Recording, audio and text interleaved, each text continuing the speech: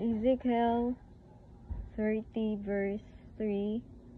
For the day is near, even the day of the Lord is near, a cloudy day. It shall be the time of the heathen.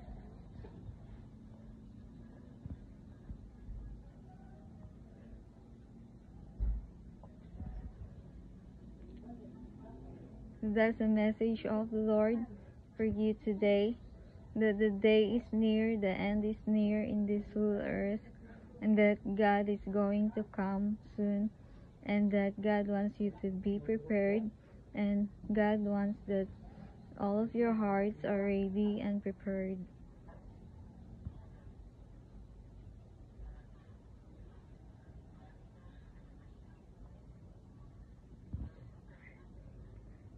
For the time is near that God will save you all. God will save us all, and that God is going to come soon and will get all his elect. Thanks for watching my video, and God bless you all.